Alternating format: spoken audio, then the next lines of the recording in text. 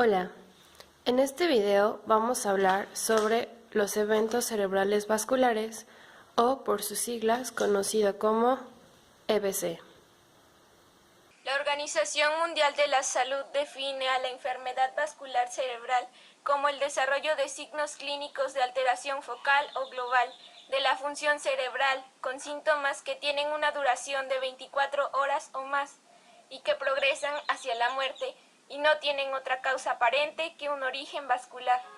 En esta se incluyen la hemorragia subaracnoidea, la hemorragia no traumática y la lesión por isquemia.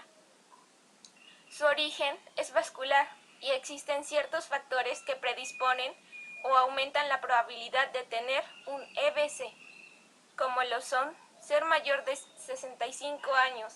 La incidencia es mayor en hombres que en mujeres. Raza blanca, nivel socioeconómico bajo, hipertensión arterial, niveles de colesterol sérico elevados, fumar, sobrepeso, concentración plasmática de fibrinógeno, diabetes e intolerancia a la glucosa, uso de anticonceptivos orales, el tipo de dieta, consumo de alcohol, patologías cardíacas y viscosidad sanguínea. Ahora hablaremos sobre los porcentajes del evento cerebral vascular. El EBC es la tercera causa de muerte prematura en ambos géneros y representa la primera causa de discapacidad en el adulto y la segunda de demencia a nivel mundial. En México, para el 2017, la incidencia de este padecimiento creció un 10% respecto a los últimos 4 años, afectando a más de 160,000 mexicanos en todo el país. La prevalencia se ha multiplicado desde el 2012, siendo Oaxaca la entidad más afectada. Según el INEGI, 1 de cada 3 pacientes con enfermedad vascular coexisten con otras enfermedades de riesgo cardiovascular, por lo que el EBC es más frecuente a partir de los 45 años, aumentando significativamente a partir de los 60 años. La atención temprana es crucial. Se ha visto que 1 de cada 3 pacientes atendidos dentro de las primeras 4 horas pueden recuperar su función si reciben los tratamientos adecuados. Ahora veremos de forma general los mecanismos que causan esta enfermedad y cómo se clasifica.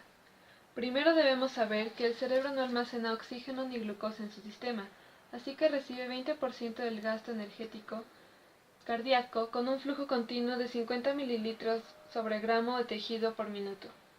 Cuando el flujo disminuye de 10 a 17 mililitros sobre 100 gramos de tejido, se altera la disponibilidad de los nutrientes, instalando un estado de isquemia o falta de oxígeno, que aumenta la concentración de iones de hidrógeno en el tejido neural y promueve un intercambio iónico, lo que aumenta la toxicidad para este tejido.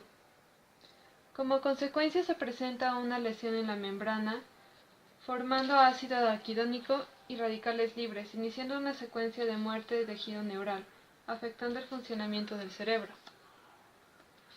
La clasificación más usada para el evento cerebral vascular es la isquémica y la hemorrágica, teniendo cada una sus subtipos diferentes. Hablemos primero del isquémico. Este se presenta por una disminución total o parcial del aporte sanguíneo cerebral. El primer subtipo es la isquemia cerebral transitoria.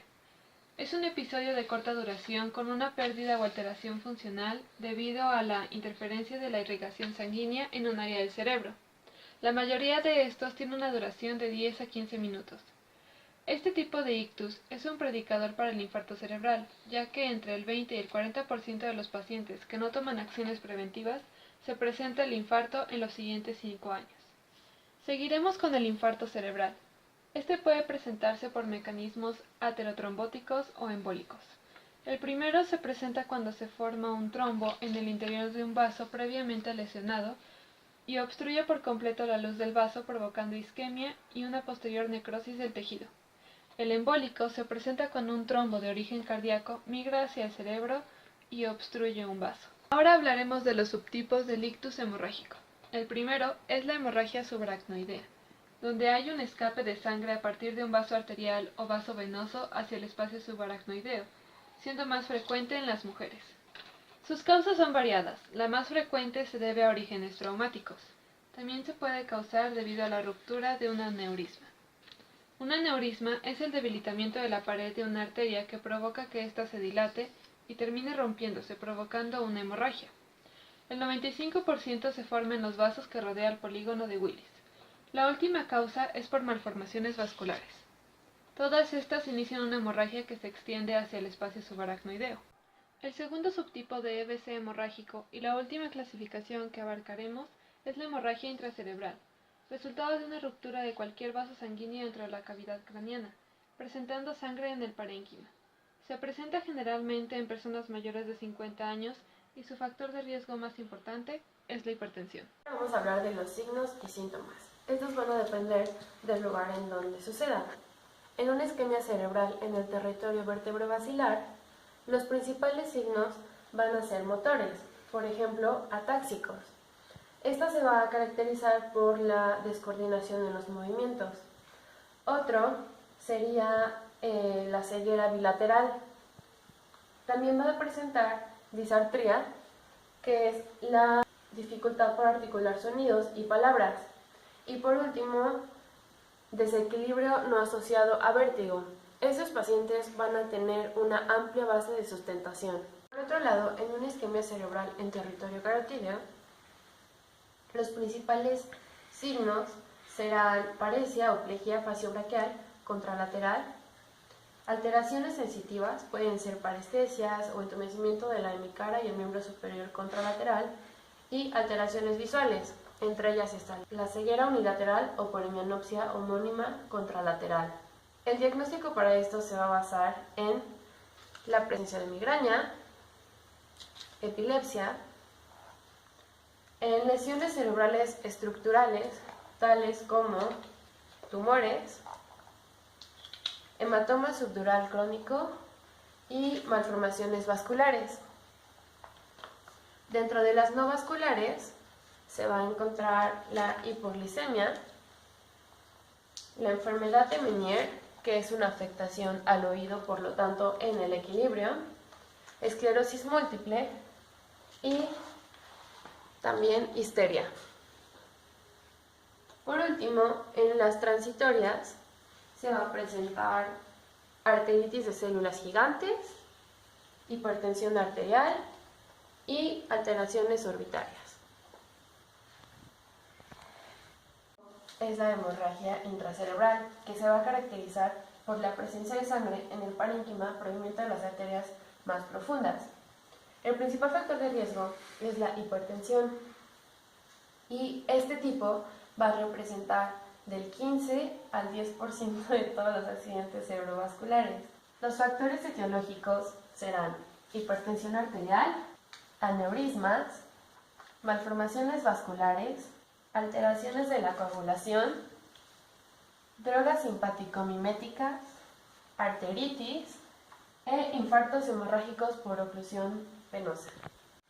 Los principales síntomas son la pérdida de la conciencia, letargia, estupor,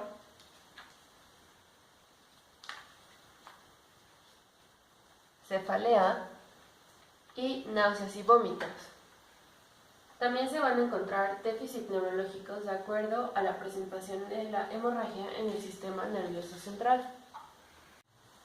Entonces, de acuerdo a la localización, se dará un deterioro progresivo de la conciencia cuando suceden pequeñas hemorragias en el tallo cerebral o del cerebelo. También habrán comas debido a hemorragias extensas con herniaciones. Otro punto serían las hemiplegias y alteraciones sensitivas por afectaciones en el tálamo. Y por último, cuando hay una afectación en el puente, se dan las pupilas puntiformes. Diagnóstico básico. Para ello se utiliza la escala de Siriach.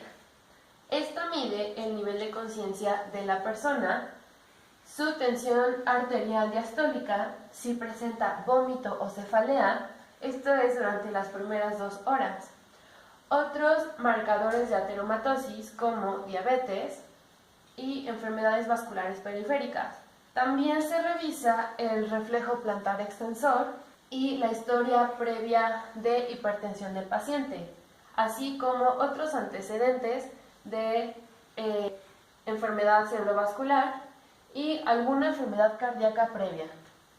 Así como también es importante tomar en cuenta la historia clínica del paciente, en donde es importante la edad, el género, los antecedentes de hipertensión arterial, así como diabetes, el uso de algunos fármacos y alguna enfermedad cardíaca como fibrilación auricular, cardiomiopatías, enfermedades valvulares o cardíacas.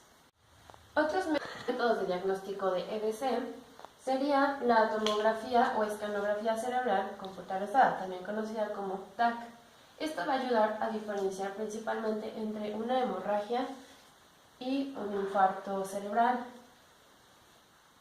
Otro método es el electrocardiograma.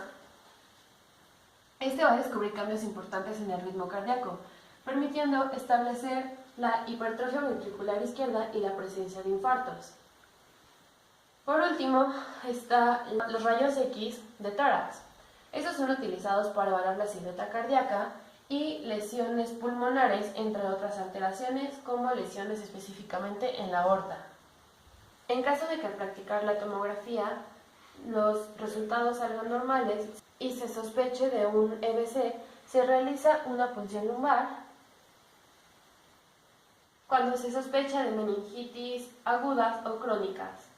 Esta es una de las enfermedades que se pueden prevenir. Tiene que ver mucho con la cultura, pues lo principal es la alimentación. Desde pequeño se debe incitar a una correcta alimentación y no a la comida rápida. Esto se basaría en un equilibrio entre todos los alimentos. Recordando y teniendo en mente, como siempre dicen, que somos lo que comemos. Hablar ahora acerca de la rehabilitación, en el cual nuestro objetivo es disminuir la incapacidad del paciente. Debemos de actuar de una manera precoz, por lo que debemos hacerlo durante la fase aguda del EBC, que es entre los 3 a 6 meses, en el cual queremos evitar complicaciones como lo son contracturas, retracciones articulares, trombosis venosas o incluso úlceras por presión. Para esto debemos de hacer cambios posturales, así como el uso de almohadas especiales que nos ayuden a que evitemos posturas incorrectas o evitar las úlceras por presión. En cuanto a la fase tardía, ya hay una intervención fisioterapéutica como tal, en el que se le combinan el uso de fármacos neurológicos, principalmente antiespásticos. En esta fase debemos de ayudar en el ciclo de la marcha, por lo que el paciente va a necesitar de dispositivos que lo ayuden, como lo son bastones o incluso muletas. Debemos de fortalecer miembros superiores si es que necesita el uso de silla de ruedas, y debemos de evitar subluxaciones que se puedan hacer en el hombro. Esta fase también puede ser tardada, ya que debemos de actuar en la ejecución de movimientos finos. En cuanto a la funcionalidad, si el paciente puede utilizar sus miembros inferiores, debemos de ayudarlo para obtener posturas como son la sedestación y la bipedestación. Esto se va a obtener principalmente con cambios de peso. Si es que la funcionalidad no se puede dar como tal, debemos de evitar a toda costa barreras arquitectónicas, por lo que es necesario el uso de bandillas o de dispositivos móviles. Debemos de ayudarlo también a utilizar la silla de ruedas, así como el manejo de ropa fácil de quitar y de poner para que el paciente se sienta más cómodo. Va a haber alguna alteración en los esfínteres, por lo que es necesario utilizar sondas. Va a tener alteraciones visoespaciales, así como desorientaciones topográficas, por lo que es necesario tenerlo conscientemente de la manera sensible. Va a tener disminución en el habla, por lo que debemos de actuar a que el paciente se comunique con nosotros de una manera escrita o gestual y fortalecer parte de los músculos de la fonación. En cuanto a lo demás, tenemos que trabajar en el fortalecimiento de los músculos expiratorios, así como la ventilación propia. El paciente, en cuanto a su alimentación, va a ser muy difícil, por lo que primero debemos de hacerlo con líquidos, luego semisólidos, para que ya pueda comer alimentos sólidos. Ya el fisioterapeuta debe de intervenir haciendo movilizaciones tanto activas como pasivas, y hacer ejercicios principalmente isométricos, en el cual va a estar acompañado de terapias como lo son el masaje y así podamos ayudar al paciente emocionalmente hablando. En cuanto a la parte mental, el paciente va a sufrir por lo general cambios depresivos, por lo que debemos de incentivarlo a participar socialmente, así como familiar. Debemos de acudir al psicólogo si presenta estos problemas. En cuanto a todo lo demás, esto es todo acerca de la rehabilitación. Fin.